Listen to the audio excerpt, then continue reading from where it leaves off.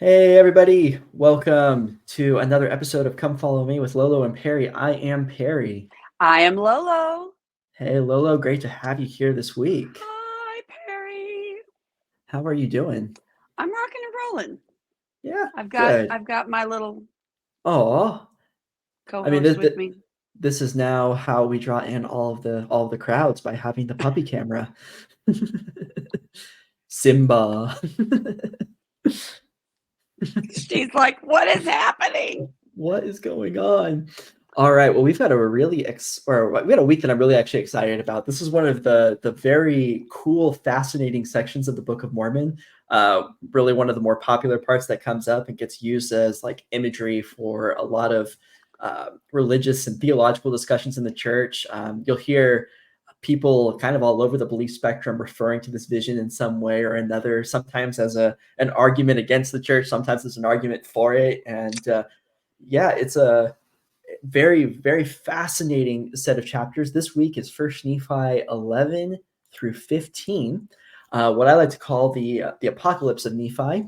And we're going to be looking at some ways that this kind of fits into the some of the historical narratives we've been talking about, the theological developments, as well as some rather interesting challenges that this section presents for the historical claims of the Book of Mormon. I have to tell you something that you're going to find hilarious because I always enjoy a good irony. I don't know if that's the right word. I once met a very, very faithful, very, very active member of the LDS church who had a tattoo of what we're going to be discussing tonight. And I was like, what? Okay. There was I've seen some interesting LDS themed tattoos as well out there, and yeah, it definitely is this is one. There is some interesting artwork with this, some interesting visual imagery. Yeah. And what it fits neatly into is this genre of apocalypse. And a lot of people are familiar with the revelation of John of Patmos at the end of the New Testament, and that is also called the Apocalypse of John. There are other bits of apocalyptic literature in the Bible, such as the Book of Daniel is one of the really popular sets. And what you see in an apocalypse is an unveiling of imagery, typically accompanied with like strange, esoteric type of imagery, things that are intended to be symbolic and explaining future impending events.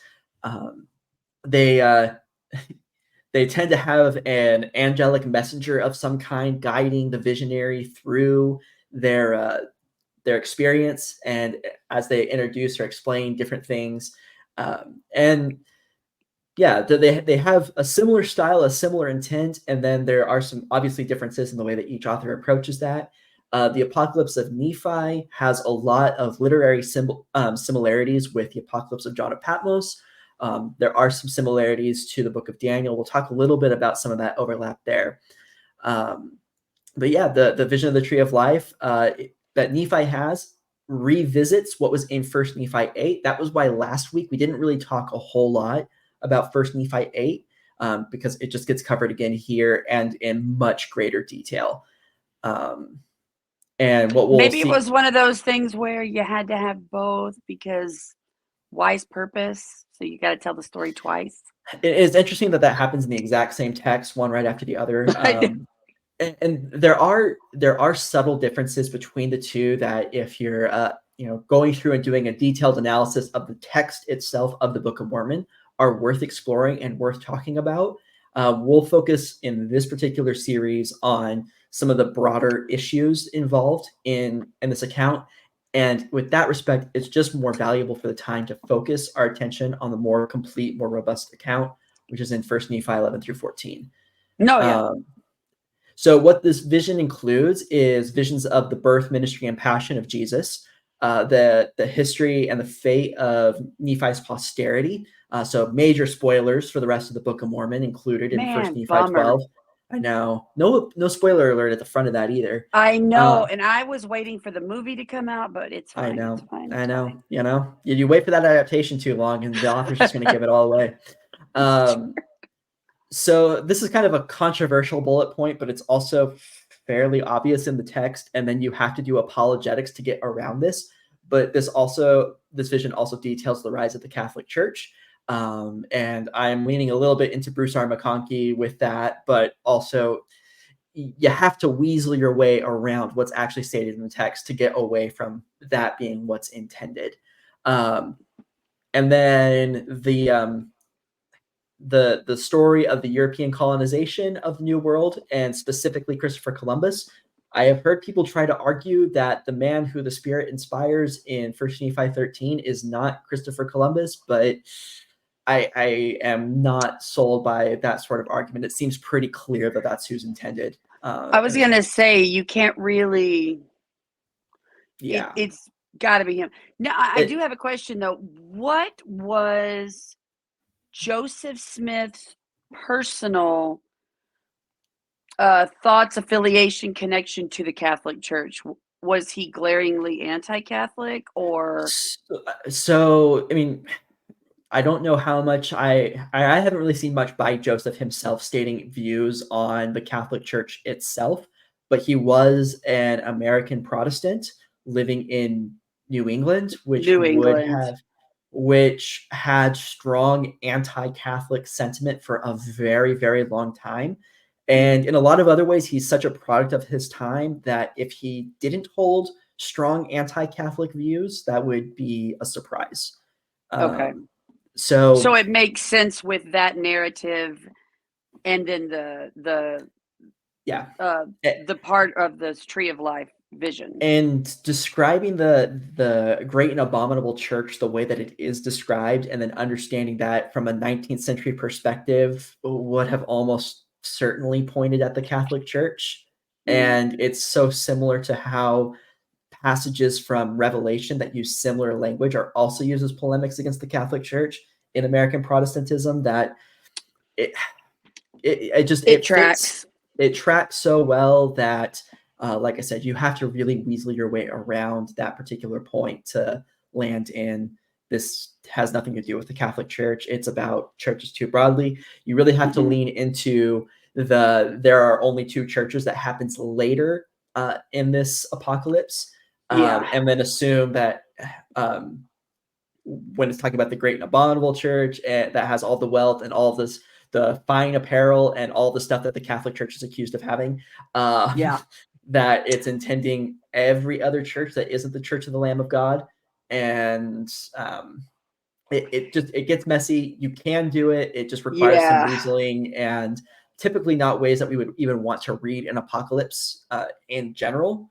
You would and it's one of those tricks that ends up getting used in reading stuff like Daniel and Revelation that leads to some really problematic readings of those texts. So it's consistent with the way people read other apocalypses, but I also wouldn't recommend it. So the Bible is also discussed at length here. The coming forth of the Bible as this unified Jewish text that's being carried among the Gentiles as they come into the New World. Is this when they talk about the scroll of this and the scroll of that's a reference to Isaiah? We won't see that pop up in the Book of Mormon until 2nd Nephi, late in 2nd Nephi. This is Nephi says that he sees a book coming forth among the Gentiles, and it's from the Jews, and they carry it with them, and it's in this form, and so on and so forth. That it's used as like for the convincing of the Lamanites, and I was never the best chronological theology person. Sometimes it gets a little bit messy, especially when the names start to overlap, or when stuff that's put in a sequence in the books ends up being just all over the place and jumbled. If you want to know which book came first in the Pentateuch, it's like an absolute mess figuring out which one and remembering which one was first. And it's so same kind of deal there. Then there are prophecies about there's discussion about the American Revolutionary War, and then like potentially other colonial rebellions in the New World. And then we wrap up in 1 Nephi 14 with some vague allusions to wars, rumors of wars, there being only two churches, the corruptions and destructions and the spreading of evil, and all this would precede the end of days. And also then Nephi starts talking about seeing a certain special figure, and that special figure will be John, named as John, the apostle of Jesus, and that it'll be John who records these last bits of the Apocalypse of Nephi, and that's where you can go to find that. Right. Okay. Okay, so before we dive into the kind of the issues with Revelation, I want to talk about another apocalypse, and that we had mentioned previously, that being Daniel, and some of the ways that have come to study the book of Daniel as its own text. Mhm. So scholars have largely been able to, or have largely broken up Daniel into two distinct parts. You have one part that it was written first, and that's Daniel 1 through 6, and then you have this more like esoteric, different style written later, and that's Daniel 7 through 12. And neither one of these books were written by a historical Daniel. They are written after the exile, after the captivity, after the Jews have come back, and it's a reference back to that time when they were in exile. And it deals with the ways that they worshiped Adonai in that land, but then also the later section deals with visions that are more apocalyptic in nature. And so now, what was the time? What was the time difference, the time frame from the writing of the first part of Daniel to the writing of the second part of Daniel? Was there a big gap, or? So, and this is going into like my recollection of the specifics and all of that. In preparation for this episode, I watched a few videos and looked at a few different articles on this subject. But like you said, getting into like the specifics of dates and all that can be a bit hard to pin down with all of these. My recollection is that the first part of Daniel would have been about the 4th century BCE, so in the 300s, and that the second part of Daniel would have been around the 160s BCE. So maybe not the same person. Oh, no, Right. definitely not the same person. So, and the part of the reason why we know that it's not the same person is because there are theological differences between the two halves of the text. And so we've talked about like how the theology of the Jews is evolving over time, and how before the exile they viewed Adonai one way, after the exile they view Adonai another, and then there's the Maccabean revolts, and before and after that we also see shifts in the theology, and so also that they would be dead. yeah, sure. Each as people are dying off, then Yeah. but you need enough time, right, for these theological innovations to come up and then be presented in the Yeah. text differently. So the first half of Daniel represents something that's consistent with Second Temple Judaism and the ideas that were developing in the nationalistic myths that were developing up in the theology that was present at that time. But the second half of Daniel is more consistent with some of the post-Maccabean ideas about Adonai and the relationship with the broader world. And there are also some specific prophecies that are in those texts as well that we can use to try and do some dating. And the reason why we're able to do the dating that way using prophecy is not because we say it's impossible for a prophet to prophesy about future events. It's we're looking at the way that this prophet has prophesied and what their level of accuracy actually ends up being. And so if you're prophesying about this kingdom is going to conquer that kingdom, and then that next kingdom will come in and overthrow the other, and it's like super super accurate about these particular kingdoms and names them, gives specific names for what they are, and all of that, and then it starts to get more vague, and it starts to get wrong about events, but it was super accurate before. We can kind of use that inflection point for where it was really really accurate to where it gets really really not, as kind of this is the latest possible date that it would have been written, is the date where it's accurate and then it stops being accurate. And so with Daniel, right around the 160s, it's still accurate. It's still doing a good job of predicting the future relative to when the author is supposed to have been writing. Right. But it's suddenly starts to get less accurate once you move past that date. There's a few different ways that these prophets will handle that when they're in these apocalyptic visions. One is they'll just make predictions that are just flat out wrong, right? So they'll make predictions, these are specific predictions, and then they're just wrong about that. The other that I find to be pretty common is they get super, super vague. They get very non-specific. You get wars and rumors of wars and earthquakes and Yeah. great calamities and famines and pestilences of all kinds and of all manners and of all stripes. And so on and so forth, right? You get these really vague, non-specific prophecies that don't tie in to any event. You can't use one single event to actually say, this is this thing.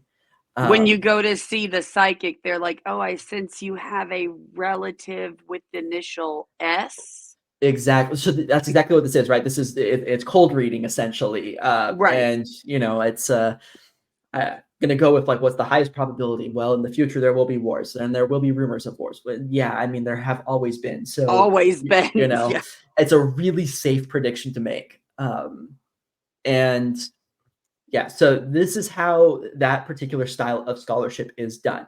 Now, if you had like a definite last date in which this text could have been written, and then it ended up being correct about events after that, well, then you would have a pretty compelling case potentially for some sort of prophetic authority of that text.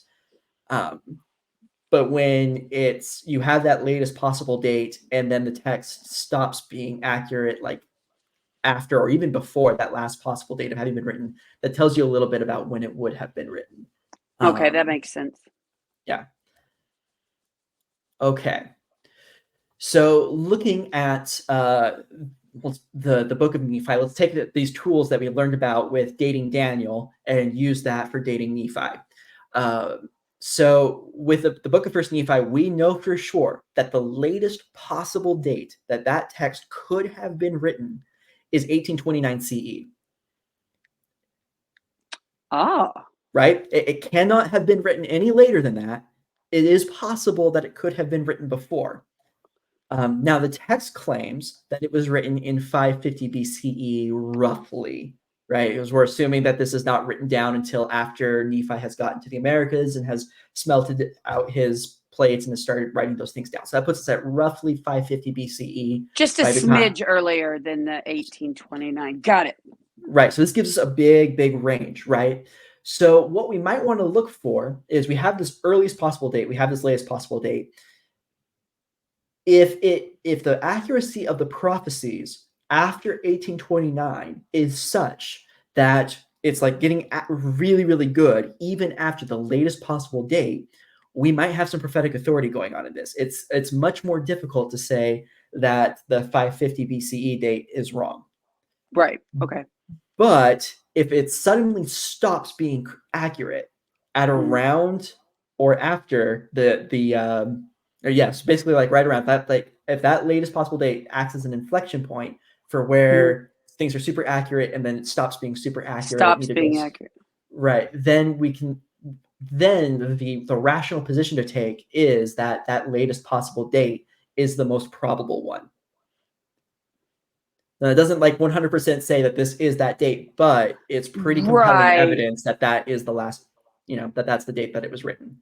Well, and like I was saying to you before, at some point, you can have the one or two off, out of the norm situations or kind of left field and still explain those away. But when they just keep piling up, at some point you got to kind of go, Right. And so to that point, just a quick summary on this. So far, we have shown that the theology of Lehi is possible within that context presented in the Book of Mormon, but that the Book of Mormon doesn't do a great job about using that theology in the way that it tells its narrative.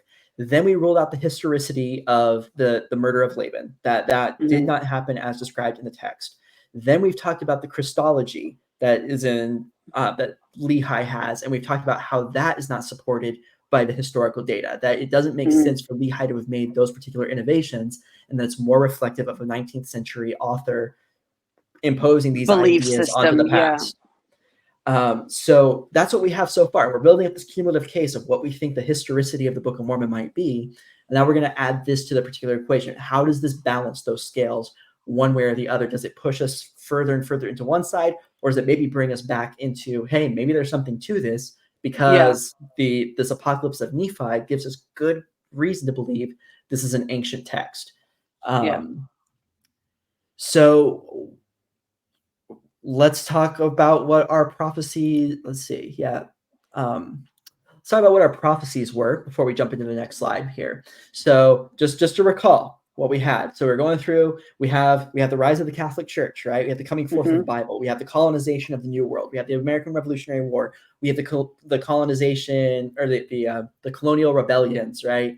We have some of the destruction that's found among the Lamanites, right? So what the Book of Mormon calls the Lamanites. Right. And all of those things predate 1829. Right. What happens the instant that we get to anything that's after 1829? That's going to be the veering off and becoming very vague, and Very vague. The rumors of wars kind of situation. Exactly. And then we're also going to do something that I find really, really interesting, and that is we're going to use the Book of Revelation as an escape hatch. This is the tool that we're going to say, hey, everything that happens after this that we're prophesying about is contained in Revelation. Revelation is your guide for this, and hey, Christian world, you already believe that that's the case. So since it's already done here, I'm not repeating it now because it's already been written down. I'm not even allowed to tell you about this. Right? Is how Nephi is going to go about that, because it's going to come forth, and when it initially comes forth, it's going to be in this pure form. All right, so that's the escape hatch. So for one, that is in and of itself is a problem. If even if Revelation ends up being this fantastic predictor of like present or future events, it's a bit of a problem for dating this particular text, because it has put us at the point where those inflection points that we looked for with Daniel for dating the book of Daniel apply to the latest possible date that the book of Nephi could have been written. And it lines up perfectly with that last possible date. Almost uncomfortably too well, right? There's nothing about slave revolts. There's nothing about the Spanish flu, machine guns, the world wars. Nothing about any of these other weapons that would come forward. Nothing about cell phones, satellites, going nothing. Space travel. Supposed to have seen this stuff, right? He has seen our day. There are no mentions anywhere about like gender issues, about homosexuality, about any of that, right? And these are like issues that are affecting the church in a big, big way. Huge and Nephi way. says nothing on these subjects. Right. And it's interesting you say that, because I was thinking, if I got to view the future, and the results of all the hard work I'm putting into something right now, the fruition of that, what I hope for the future with the work that I'm doing for God. And these are massive situations, issues that are affecting my future work. I would bring it up. Right. Now, not unlike at the gates of Jerusalem, hey guys, be careful. I just murdered a dude in here the other day. Something that might come up. Right. And Nephi is forbidden explicitly in the text from writing down those events. But the fact that there isn't like any theological discourse, that Jacob never talks about this, like these are ideas that probably would have been shared among the family members, because Nephi, in theory, has seen stuff that's similar. But there's nothing about that. Instead, these ideas, the theology and the discussions that come up, and the polemics that come up are, they're anti-Catholic, they're anti-Masonic, they're against infant baptism, or they're answering those sorts of questions. Those are the sorts of questions that get answered in the Book of Mormon, and all of those are theologically, doctrinally relevant to early 19th century Protestant, but they don't last to today. And that's if we're putting the same kind of rigor that we would put with Daniel onto the book of Nephi, this pretty clearly launches the writing of that text at or near or maybe slightly before 1829. Yeah. Because like you said, I mean, there's not even illusion or alluding to any issues that we might be facing today, any of the big issues. Right. So if this book is supposedly given to us to guide us in all of the latter days, why stop at 1829? Right. Now, if you're Joseph Smith and you think the world is going to end really soon, like a lot of apocalyptic prophets end up feeling like that's going to be the case, you're not really necessarily worried about things shifting too much from something like Revelation. This is, again, one of those signs that the Book of Mormon fits that particular worldview by that particular individual who is a candidate author for the text. Yeah. And so this to me, even if we can resolve some of this when we look at Revelation itself and its role in this, it still is heavily challenged by just the mere fact that we get right up to that inflection point and the accuracy stops. Well, and I want to kind of take us back from where we are right now to our very first episode, touching base again on the automatic writing. That's going to make a ton of sense, because when you take your mind to that place to be able to put yourself in the correct mindset to do the automatic writing, you're going to kind of go back to that sort of base consciousness. The things that are truly most important to you are going to come out in either themes or sister issues to the things that are the most important to you. That's going to come through in that automatic writing. And what I'm hearing in that is that you're not going to start coming up with discourses on things that are completely foreign to you, completely unfamiliar. Correct. Which, to my naturalistic perspective, indicates that it's your brain doing that work, because the issues are familiar to you. Doesn't rule out the potential for a spirit to be involved in just unlocking things that are already in your brain, right? And the LDS equivalent that I had to this was that the Holy Spirit can't draw from an empty well. So, right. So you have to have like the resource available for the Spirit to do the thing. And that's fine. But there also appears to be like a clear naturalistic explanation as well. And that is, it's already in your brain. You're just putting yourself in a certain state of consciousness to be able to use it. Correct. Cool. Yeah, I'm with that. All right. Let's talk about Revelation and the Apocalypse of John and how that fits in. So First Nephi 14 really wants us to rely on Revelation for the end times prophecies, the stuff that is going to happen after 1829, because Nephi is forbidden. That was a Freudian slip. I apologize. No, it was. I was like, wow, your Freudian slip is showing. Nephi is explicitly forbidden in the text for writing about these end times events, and that it hinges on this particular apostle of the Lamb, John, and named John as well in the text. I mean, like the Book of Mormon is explicit that this is John who is writing the Book of Revelation, and that is the apostle of Jesus Christ who wrote the Book of Revelation. Okay. The Revelation also has to be an account of things that will take place preceding the end of the world. And it has to be an account of events intended for after the American Revolutionary War, because that's, sequentially speaking, we have 1776 basically described in First Nephi 14, events that take place after what Nephi's not allowed to talk about. Therefore, okay, so just want to be clear. So we've bound the dates here. So it happens before the end of the world. Well, technically, anything before the world ends is before the end of the world. So I was going to say that's kind of broad. Let's just infinitely go to the past. But now we put the other constraint on there, right? So after 1776, basically, those are our bounds for what Revelation could be talking about according to First Nephi 14. Okay. The Book of Revelation also 1 Nephi 14 also suggests that Revelation came forward in some pure form that was plain and simple to understand, and the implication in that is that it's since been corrupted and now it's more difficult to understand, more symbolic, and people don't understand it as well, and they're not using it properly. That really fits with Joseph Smith's view on this text.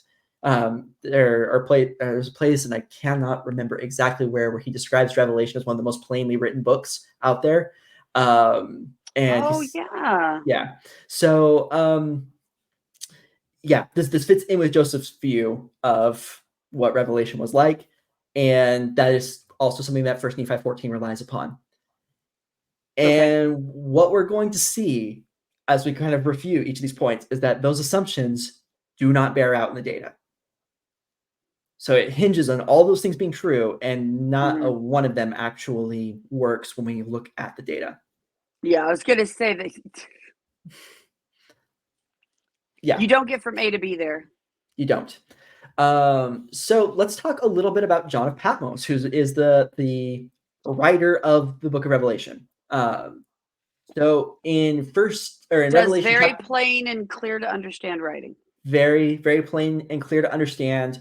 Definitely was not at all hopped up on mushrooms while doing his version of automatic writing. Nope.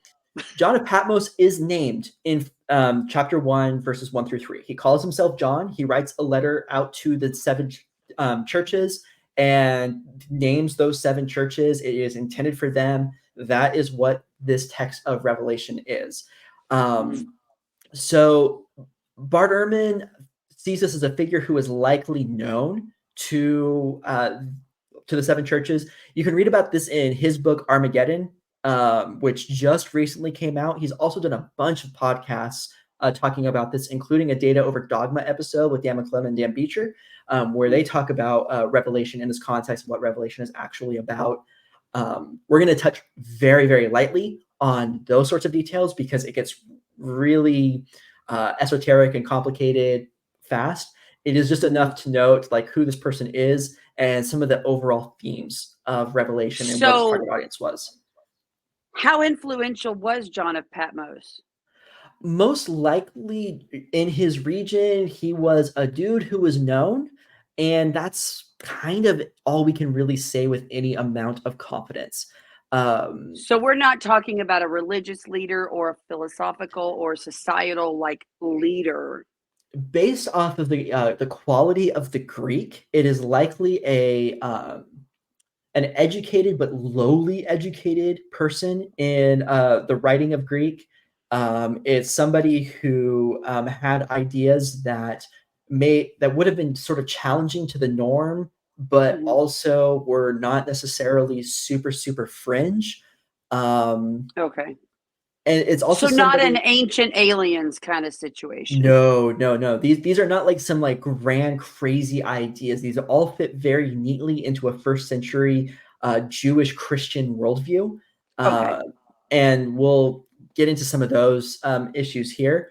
So the big thing is that what we're looking at with John of Patmos and his writings in Revelation is that he is basically looking at a future where the structures of power have shifted from being about the Romans and the way that they're holding power and dominating over the Christians, to the Christians holding that power and dominating over the Romans.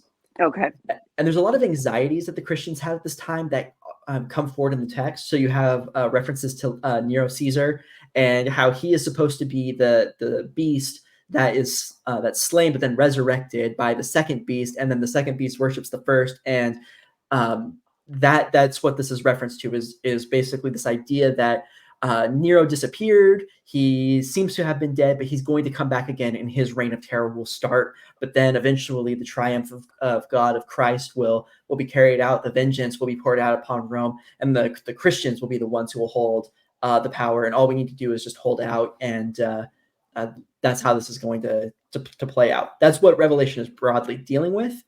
Just let a few of y'all get eaten by lions. It'll be fine. Now, one of the things to note with you mentioning that is that the persecution of the Christians by the Romans was not nearly as extensive or as like horrible as is put forward by Christian apologists. I refuse for you to let me take away my my Christian eating lion theory. I enjoy that. I mean, Well, nothing against the Christians. I just find the lions, yeah. right. I mean, unfortunately, the historical data just really doesn't bear out that idea. It doesn't support like the martyrdom of all the apostles and things like that. We do Fine. have reason to believe that Paul and Peter were like political martyrs, essentially. They were potentially used as political tools of execution for Nero.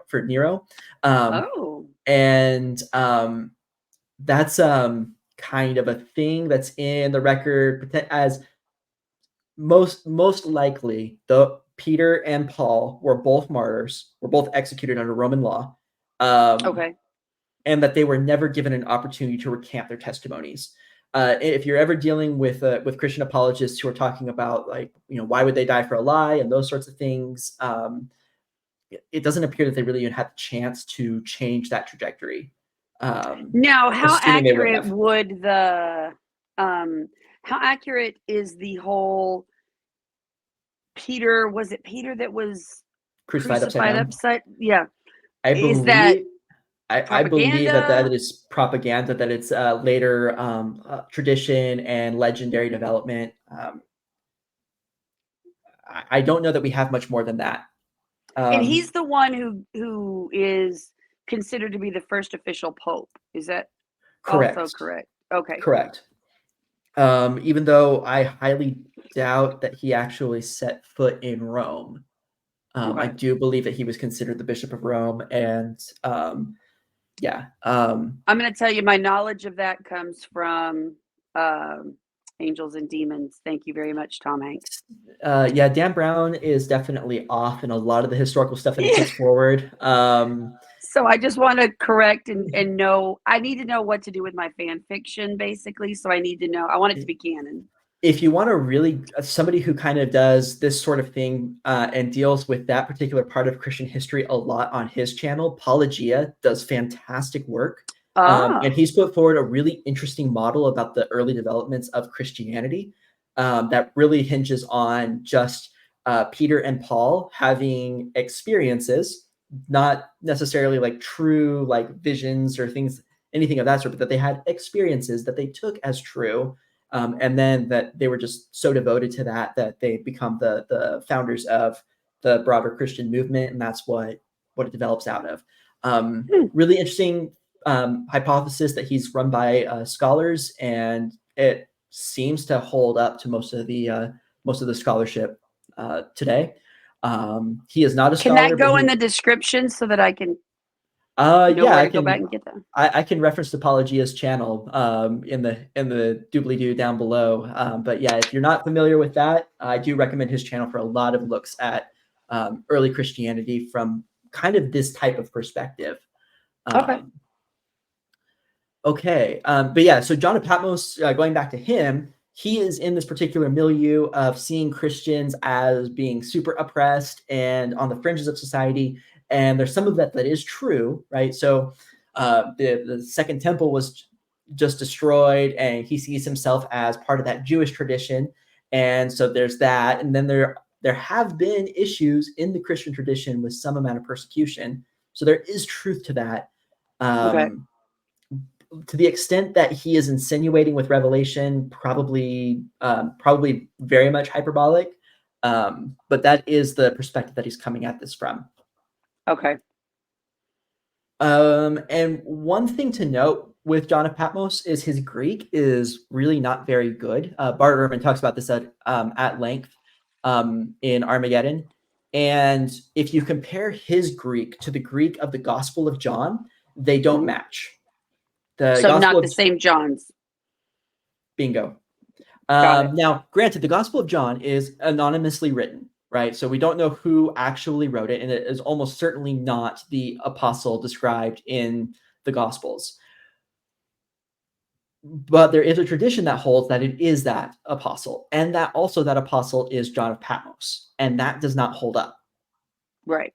So now, First Nephi 14, I looked for this. I tried to see if it compels us to view John of Patmos as the author of the Gospel of John. It does not compel that particular reading. It doesn't preclude it either. So you could hold that Right. he's the author of the Gospel of John. There's nothing in the text that actually solidly ties the author of Revelation to the author of the Gospel of John in First Nephi, Okay. which is worth noting, because that is not an anachronistic ding against what Nephi is putting forward. Right. Okay, that makes sense. Okay. So what are we actually looking at with John's revelation? So there is a great succinct summary from Dan McClellan that there is nothing helpful in trying to identify what is going on today in the first century imagery. That is from the video that's linked here, and titled "What's the Book of Revelation About?"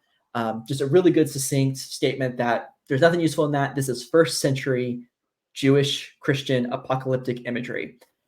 Which goes against everything that I was ever taught, because I was always taught, hey, they saw our day and time, and we're sitting there trying to figure out while they're describing literally Lewis Carroll-esque, Alice in Wonderland, crazy stuff happening, and we're trying to force that square peg into the round hole of now.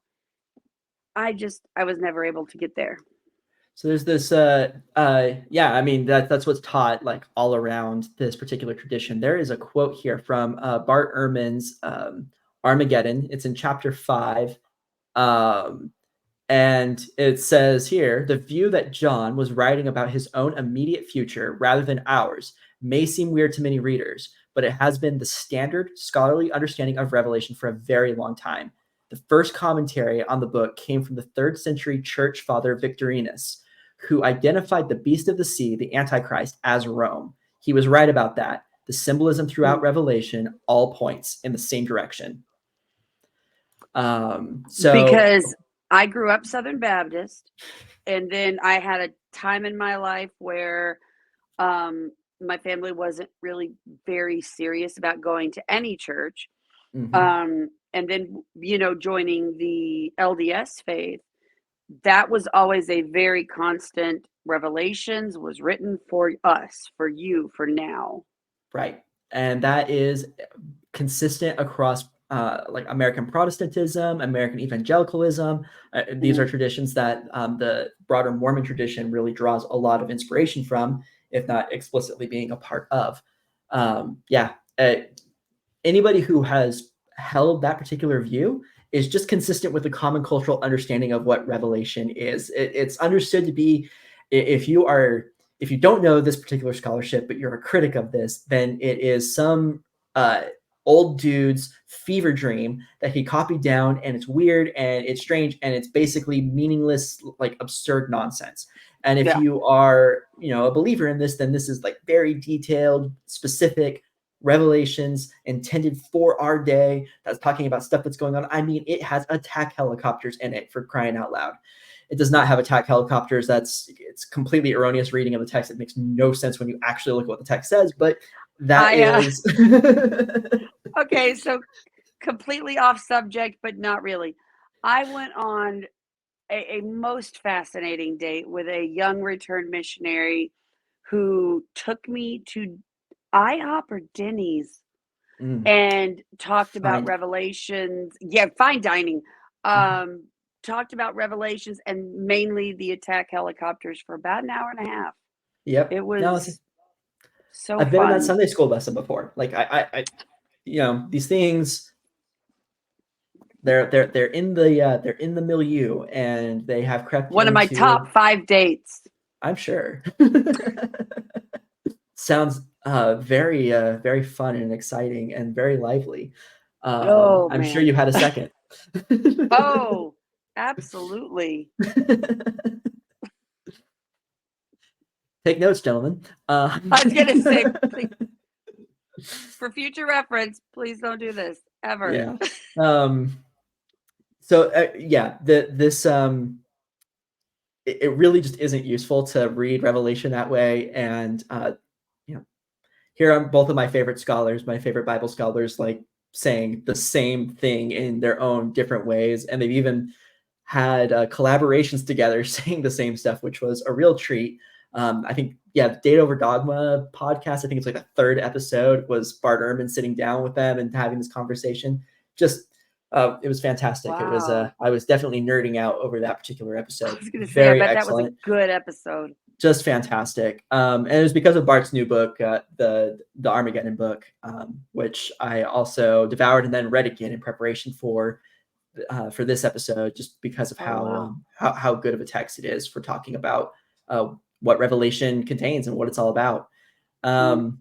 So there are things like the number of the beast is very easily identified as a reference to Nero Caesar. It has to do with like the practice of gematria, using the numbers to like indicate a particular name. And if you write out the name Nero Caesar in Greek, it comes out to 666. And if you write it in Latin, it comes out to 616. And 616 appears in, you guessed it, Latin versions of the text. This is, you have two data points that are confirming the exact same thing. It's possible that I got those two numbers mixed up, but I'm pretty sure that that's the order. Either way, the concept is exactly the same. These numbers, they're lining up with the respective language, is tying in with those particular values, and it ties into Nero Caesar. The mark of the beast, this comes up all the time, right? In their hands and in their foreheads. Well, this is a reference to Jewish imagery, right? So you have the expansion of the phylacteries, and there's the string as well. Like, I was gonna say this is getting a little bit specific and beyond the specifics of my memory, and it does tie in with these Jewish traditions. But yeah, like the mark of the beast ties in with these Jewish imagery, Jewish images, and this corruption essentially of Jewish images being used in support of Nero Caesar. And yeah, so then you have the first beast, the second beast, the Whore of Babylon. These are all references to this first century Christian Jewish context. They have nothing to do with anything resembling what's going on today.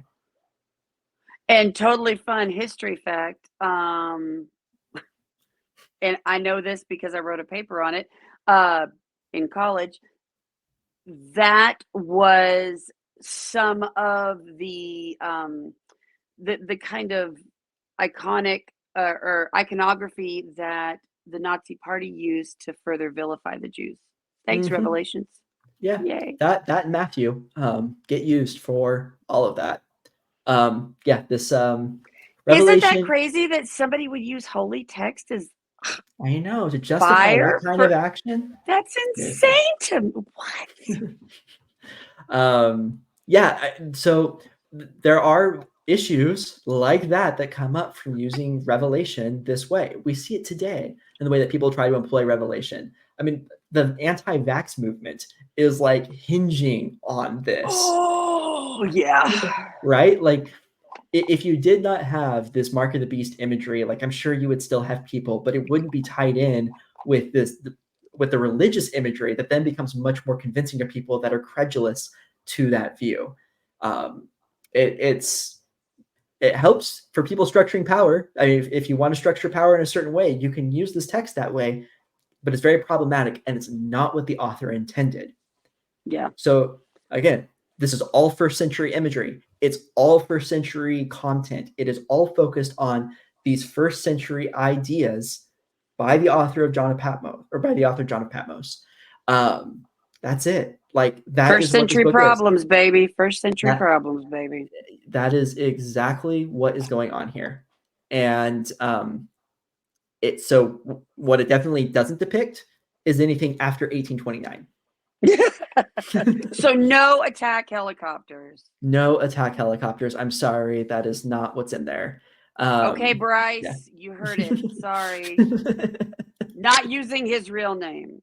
Was that Bryce Birkenurgle? How'd you know? We're not using his real name because I can't remember it. Probably good to not use his real name, even if you did remember it. All right. So the next question is, well, was this book altered? Perhaps at one point in time, it had an intention that was beyond the first century, but it's since been altered to something that is specific to the first century. I don't know how you would do that for one, so that doesn't make sense. But if I'm I know. trying I to was make an like, wait a minute. How? yeah, if I'm trying to make an apologetic, and you just heard me going on about all of this, well, hey, Nephi says that it went forth in a way that would have made sense, that would have worked, but that doesn't mean that what we have today has to match that, because hey, we know stuff wasn't always translated correctly. Well, we do have copies of Revelation from before it was canonized. So the Revelation would have been written at the earliest in like the 90s CE. Mhm. It's most likely kind of bleeding into the early second century, but a lot of scholars will put it in the 90s. Yeah. We have manuscripts, fragmentary manuscripts, but still like Still enough. still Yeah. enough to know what we're looking at, that date to like the early third century. So it's early 200s, which is not that far off. I was About going to say that's one generation to the next. That's really not that crazy. it's you could potentially have massive alterations in that time, but not likely. And we'd have a better sense of kind of what that chain would be. There should be, if you're having the text being altered, if there are deliberate actions to alter the text, and our earliest manuscripts reflect the more recent manuscripts, why was there that stop? Right. Why? And we just don't see any kind of indication Why that it's heavily altered. why change everything and rewrite everything in this 100-year span, but then leave it the same for centuries and centuries? That's Right. that's not how the natural flow of lore, myth, Yeah. folklore, whatever stories, they're not going to change like that. And even if they do, we're going to still have those early manuscripts to compare it to find those changes. Right. Right. And so if we saw like it, I would grant that if we saw significant alterations between those earliest manuscripts and the ones that end up first in the canon, that would be one thing. But the alterations are actually pretty minor. There are some that deal with like addressing like the Arian controversy specifically. But not really anything meaningful in terms of like the first century context of the actual text as written by John of Patmos, which we have preserved to some extent. And it's really like, so there also wasn't much of a reason to try to alter it at that time. So what would be the motivations for trying to alter Revelation anyway? Mhm. You would need some sort of theological motivation or doctrinal motivation for doing that. Yeah. And until it gets put into the canon, because it helps to answer the Arian controversy, this idea of a lower Christology, right? And Revelation has this very high Christology that's good for resolving arguments with people who have a lower version of that. Mhm. um, you don't really have much reason to try and alter anything that's in there. And Right. people just thought it was this weird text before that. It doesn't have any utility before the Arian controversy needs to be resolved. And then it becomes useful because of the way that it is at that time. There's no reason to do anything in between that time to altering it. Um, so yeah, so you may have some of the basic like copying errors and that sort of a thing that may pop up, but it's not going to be to the extent that Nephi needs it to be to move it from being somehow about our day to all the To way being about the first century. first century, yeah. And I Um, mean, honestly, that's just such a stretch. That is it, it doesn't make sense in terms. I mean, the direction doesn't make sense. It doesn't make sense to try and alter a text to go backwards in time like backwards. that. Yeah. Um, yeah, it isn't consistent with what we know about how these texts develop and evolve, and Mhm. how they're changed, if they're changed, how their use is changed.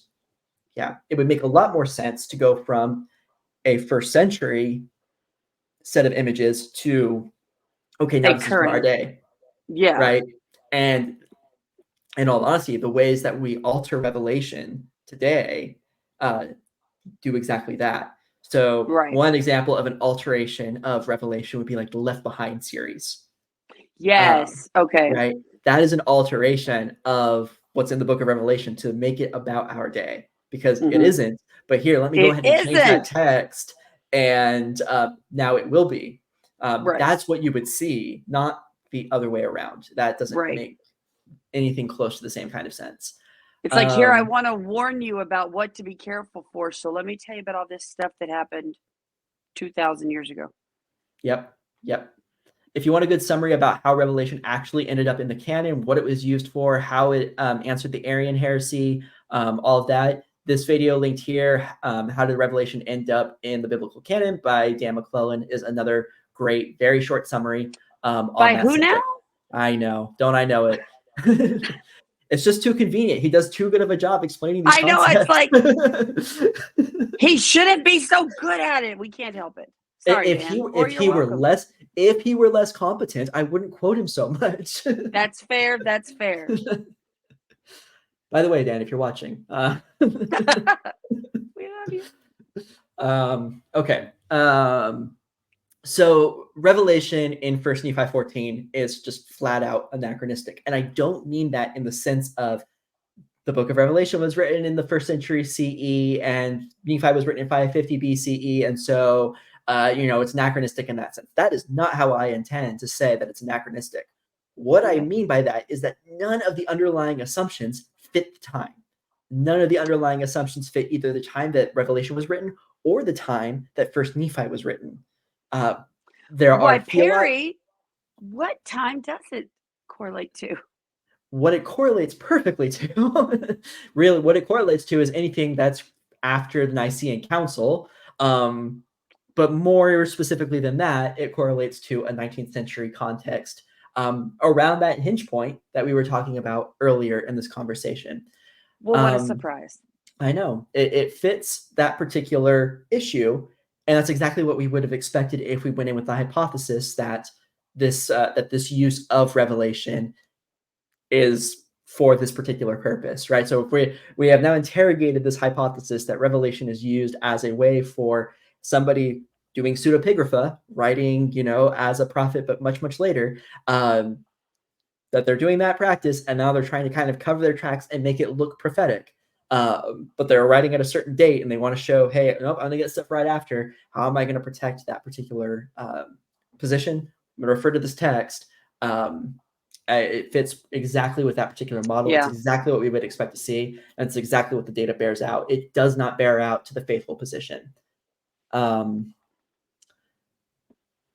So yeah, the way that First Nephi 14 talks about Revelation specifically, and so First Nephi 14:23 is where it specifically names John, says exactly who this is. That author would not have understood this text to be that.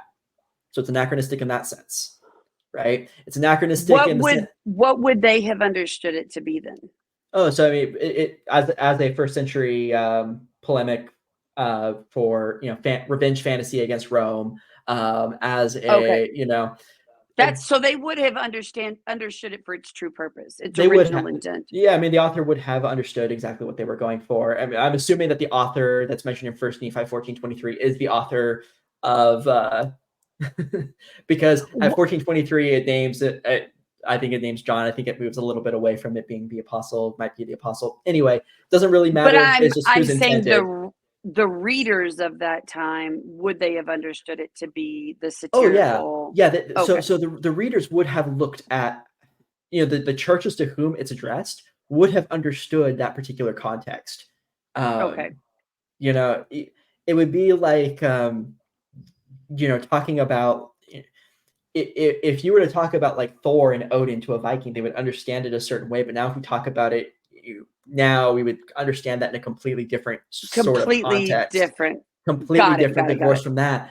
This is not unlike that particular concept where they are reading this from like that Viking perspective. And so any imagery you use is understood that way, where we might try to recontextualize it under a different view.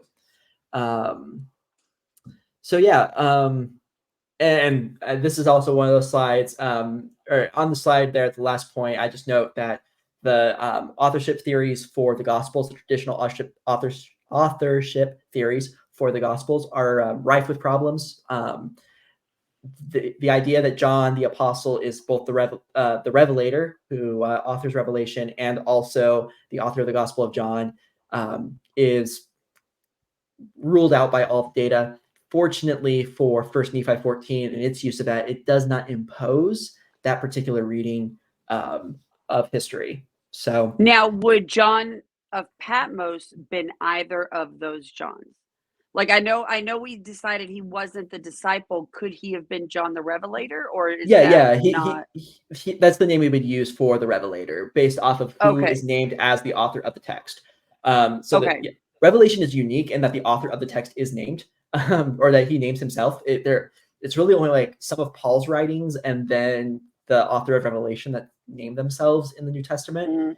And whether or not the actual author was named John is kind of an outstanding question, but I would say most likely he probably was. It seems the way that he's interacting with the churches seems like he would have been named John, but the name John is not that uncommon in that region at that time. So that's like saying Chris. Yeah. Which Chris? Well, the one that lives at Patmos, right? Yeah. And that's essentially kind of how we get that that run. So Revelation, pretty much certainly written by the person that we would call John the Revelator because that's where the name comes from. But the Gospel of John, not written by that same author. Okay. And I feel like my questions are so dumb, but just taking one for the team. For anybody out there that doesn't understand, I'm going to be the one to ask those dumb questions. I got you. We appreciate your questions here, LoLo. That is what you keep me on track, because otherwise I might start rambling along some like crazy line and not be able to be followed at all, especially for people who try to listen at like a higher speed. Sometimes I get that Californian speed going, and it's just See, I'm a Texan, so we're nice and slow. Yeah, unless you get like the East Texan Boomhauer thing going on. That's different. That is a completely different breed of animal. I have met those people though. It is a thing. All right, so First Nephi 15 does have some additional allusions to Revelation that we do need to discuss. These are more textual rather than being like explicit call-outs or anything like that. So after Nephi has had this apocalyptic vision, he is feeling kind of tired, goes and talks to his dad, and then he finds his brothers, and his brothers are arguing. Laman and Lemuel, they're arguing about the olive tree and what that represents. And Nephi is like, why aren't you guys praying about this? Then you would know. By this way, this represents Israel and the coming of the Messiah and all of that. And then he starts talking about hell. And he uses imagery of hell that is consistent with Revelation, that's consistent with a 19th century Protestant worldview of hell, that's consistent with something that's after Dante's Inferno was written. He is not writing about hell in a way that a First Temple Jew would have talked about hell. So what would hell have been to a Jew at that point in time? Pretty much there wouldn't have been the idea of hell at all, as near as we have with the data. At First Temple Jew just did not have that particular concept. That is a development that comes from the Greco-Roman world. So you have like the Hades imagery, right, that gets incorporated into Jewish theology. And so those ideas don't really exist yet. Okay. So there would not have been a fire and brimstone, Satan pitchfork hell. No, nothing along those lines would have existed at that time. But that's exactly what Nephi employs here. And granting that he is using imagery from Revelation, and if he's seen the same thing as Revelation is now evoking that here, cool. If he did that, Laman and Lemuel's confusion at Nephi using that is completely warranted. This dude is just talking about absolute nonsense all of a sudden. You're talking about it completely authoritatively. Like from their perspective, right? There's just no framework for even discussing this concept. It doesn't exist in their milieu. There's no... Laman and Lemuel are like, oh man, I really think we hit him too hard. Like we must have broke something here because wow. I'm gonna tell Dad. I'm gonna tell Dad. And now in a couple times he's gonna start talking about building a boat. I don't know. What are we doing? Yeah, like this is just there are times where I really feel for Laman and Lemuel, and them just being like, "What are you talking about here, Nephi?" What is happening? Okay, cool, dude. We'll pray about it. Would you like a popsicle? Like, I mean, that's the point that they're at, and I completely feel for them here because there's no concept, there's no way for them to understand this framework, no possible way for them to grasp it right now because the basics of the concept just don't exist. It's like it's like trying to understand calculus without like even having like arithmetic. The concept's not going to work. Won't be there. And even though I'm not like trying to say anything about their intelligence, that's not what it is. It's just you don't have like the underlying principles that can even lead to this other concept. I heard a reference at one point. It was like trying to give a third grader a college entrance exam. It's not that the kid is stupid; it's just not on their level. Right. And you're dealing with a completely different set of concepts from what they would even be aware of. So yeah, and this is not something that's going to come into the Jewish worldview until Greco-Roman thought kicks in. So Nephi, my dude, chill. But let's tie this kind of all together with the issues that we've got, right? So we have we have a theology that ends up being monotheist way too early, right? Because we were willing to accept that Lehi has this this Adonai worship view that okay, he could go from an inclusivist view to exclusive, where only Adonai is allowed to be worshipped in the land, but other gods exist. We can run with that. Okay, that's fine. Let's move forward into the text. Then we get into like there's these monotheist ideas that are coming in, and those are ideas that aren't going to develop until after the exile. And then we're going to kick in this like high Christology that can't even exist until Greco-Roman thought kicks in. And now on top of that, we're adding in hell, which definitely cannot exist until Greco-Roman thought comes in, but still isn't going to exist in this particular imagery for a whole heck of a lot longer until after the establishment of the canon, really. So much of what we understand as hell and what hell to be is essentially amounts to fan fiction being written about the Bible afterwards. You take certain individual lines and then ascribe that to hell, and suddenly that's what it becomes. Canterbury Tales, Dante. Yeah, Dante's the big one that I think of that's really, really influential. It's like talking about like how Milton influenced our understanding about the Adam and Eve myth. Just really changes a lot of how we approach that particular myth because of how Paradise Lost is written. Dante's Inferno has a similar impact on how we're viewing hell in the modern world, and these are fan fiction. Here's Nephi employing that same kind of imagery in this particular concept or context that's understood by a 19th century Protestant pretty well. It's pretty, I mean, this to a 19th century Protestant, these ideas of hell, no problem. Like this is totally makes sense. Totally makes sense. This is exactly how we view it. But to a First Temple Jew, like this would be completely foreign. Just not even close to that particular realm of thought. And we've just stacked that on top of multiple issues with First Temple Judaism. You can make of that what you will, but that's a hard leap to make. I have a hard time accepting historicity of those ideas.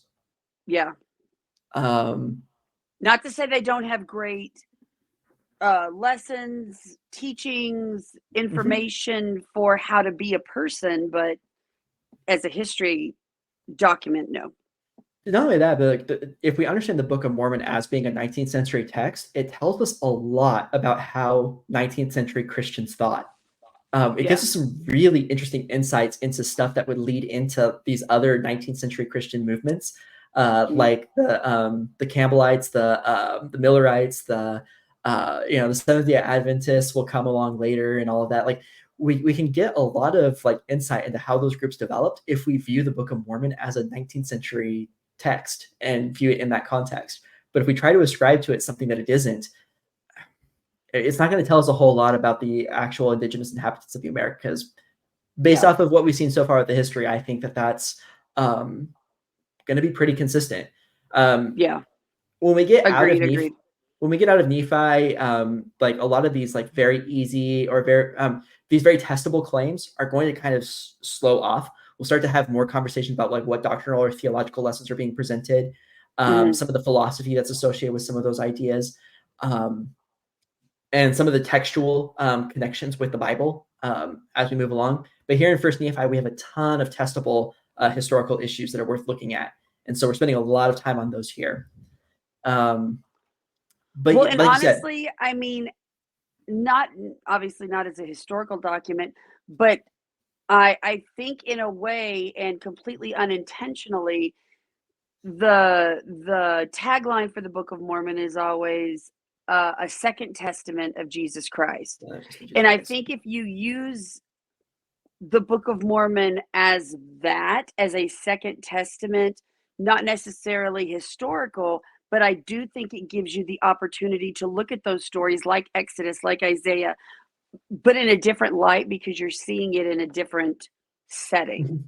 Yeah, a different filter through which to look at those stories That's a better, as mythical stories, but as useful for myth is useful. So talking about myth, we often use myth as a disparaging term.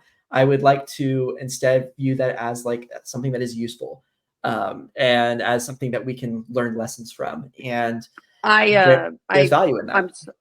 oh, I've agreed 1,000%. There's a podcaster that I listen to. His name is Aaron Mankey. He has absolutely nothing to do with religion or any of that. He is a lore storyteller.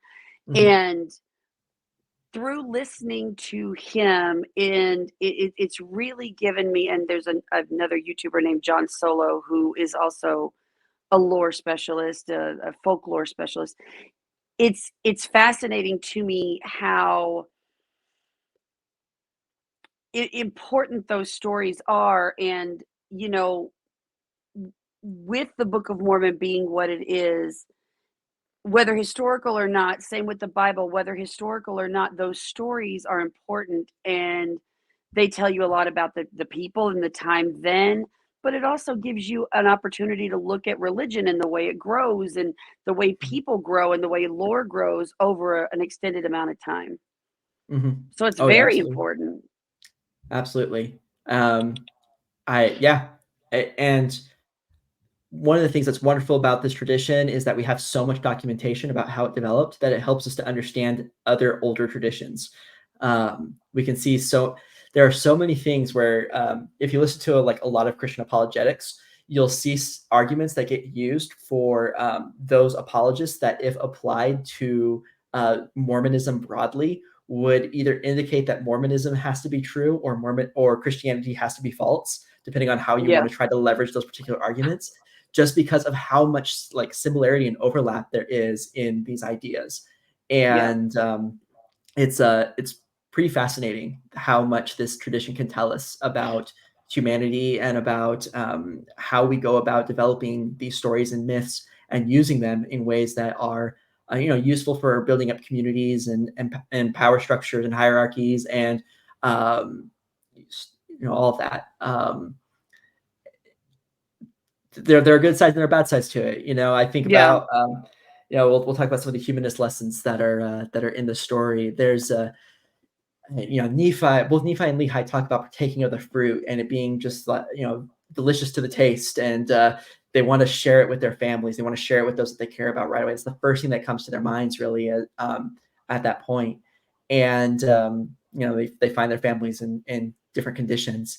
But there's something that is beautiful about humanity and its desire to take truth, to take good things, to take things that are helpful and to try to then share them and distribute them. Yeah, And there's a certain tendency towards charity and towards helping each other in times of crisis and things like that I think is pretty beautiful about humanity, and we see that reflected, I think, in Nephi's story here. yeah, um, I think too there's a warning in this that truth is often far more nuanced and complex than the simple answers. Nephi, in giving us this apocalypse, is giving us a lot of simple answers. mhm, And Christopher Columbus is inspired by God, and therefore we don't need to look at that critically.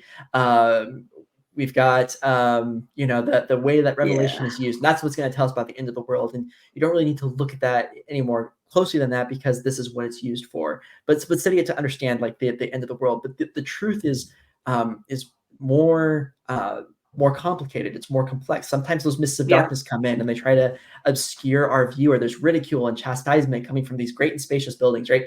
Sometimes there are those challenges as we pursue truth. And it's not just a simple matter of just going down this one pre-laid path for us. I think too there's a polemic about wealth here. That wealth is not great, honestly. That it could be used to make the world a better place. It could be used to make to improve on things, but people have a tendency to accumulate that wealth in ways that leave the needy and the poor out to freeze or to starve, to not be able to take of that good fruit. And I think that we see a lot of times that organizations that ostensibly should be about helping others end up hoarding massive amounts of wealth, and they use it for amassing more wealth or real estate development, as the Catholic case may be. Church, There are parts of among others. there are parts of the Mormon tradition that are guilty of this. I was going to say, the Catholic Church is one, but there are parts of the Mormon tradition that are guilty of this to varying extents. And I'm definitely making oblique references to one in particular, one part of that tradition in particular that is the most wealthy. But there are others. There are some parts of it, though, that actually take this lesson to heart and really focus on trying to make the world a better place, even if they don't necessarily have the wealth and capital to make those changes on a massive scale. Right. And credit to those that are doing that kind of work. It's awesome. So this, like I said, truth is complicated and it's nuanced, and there aren't simple answers to these situations, including the way that wealth is acquired and used. But definitely using it, hoarding it while there are people, starving outside of your buildings is not a great way to do that. And I think that that's one of the lessons we can take from Nephi, that it's better to share that fruit and to see the wealth and ostentatious displays of power as not coming from a good place, but coming from a place of destruction. Well, and without a sure foundation. Like what you said last week about forgiveness, it's not as black and white as that. Right. And most things aren't. And I think that probably has been my biggest issue with organized religion in general, is gotta have faith, don't ask questions, just it's okay, God said it, so everything's fine. Go cut that guy's head off, leave him in the middle of the street. Let's not question these things. It's fine because God said. And my brain's just never worked that way. Right. That's not something I can wrap my brain around. I can't just sit there and go, oh, well, if God said, yeah, totally fine, then let me go cut this dude's head off. I'm sure it's fine. And that is one thing that I think if we do take anything from this, and I think this is something that it took me way too many years to get to myself, it's okay to ask questions. Mm-hmm. It's great to ask questions. Else, yes, if person listening, if nobody else does, I give you permission. Go ask questions. Do it. Go ask questions. I agree. It's questions that lead us to finding truth ultimately, and we just have to be willing to accept what path that truth leads us to. And sometimes it's going to be going through some pretty rough experiences to getting to that, but it's is it worth it in the end? I think for most of us it probably is. And this is why I've chosen or as much as you choose beliefs, this is why I've chosen the path of humanism and value the pursuit of truth and the valuing of people, just for the sake of their humanity. Lolo, next week we are going to talk about something that I think is the single best piece of physical evidence for the Book of Mormon. We are going to, as much as possible next week, try to tip the scales away from this ahistoricity side that everything we've read so far has been pushing us towards.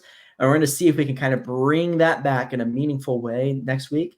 We are going to see some anachronisms, though. I do have to say, we are going to see more of them, a lot of them. But we are going to get to the Americas.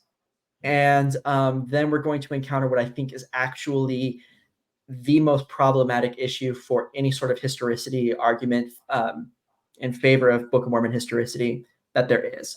The issue that will, if you resolve this issue, all of your other problems get way worse. And if you leave this problem alone, it is devastating. So you have to address it in some way or another. It's I love those. I love them too. This is not an issue that I understood very well when I was an Orthodox believer, but once I came out of Orthodoxy, whew, big deal, I will big deal. be 100% honest with you. I have tried to fully understand and comprehend, and it's not a fact of I don't believe it. It's a fact of this is such a rabbit hole. So It is a rabbit hole. Really complex, complicated subject, but we've laid a lot of groundwork already for understanding it. So hopefully we're going to bring that to bear as well in that next week. And honestly, I think that these are such big topics. We're going to be discussing behind the scenes how we're going to handle it because each of these issues, so our top issue and our bottom issue here, they each deserve their own episode. And agreed. we're going to talk about exactly how we're going to handle that. So watch for some news. In the meanwhile, like, comment, and subscribe. Your subscription will, and ringing the bell if that's even still a thing that people do. I've honestly found that It is. YouTube, yeah, YouTube I think just does that automatically for my subscriptions. I have not had an issue getting notified of stuff that comes up. But just in case, make sure that that bell is also rung so that way you get our notifications for when we pop up. Because we're going to be dealing with this issue or these next two really big topics in a way that's a little bit different than the approach we've taken so far. So you want to make sure But I'm to excited. subscribe for that. Me too. Me too. I'm looking forward to that. But yeah, more to follow. And thank you so much for joining us. Lolo, thank you so much for your questions today. It's been absolutely wonderful. And we'll see you next week. Bye, guys. Bye, Bye, Barry. everyone. Bye, Lolo.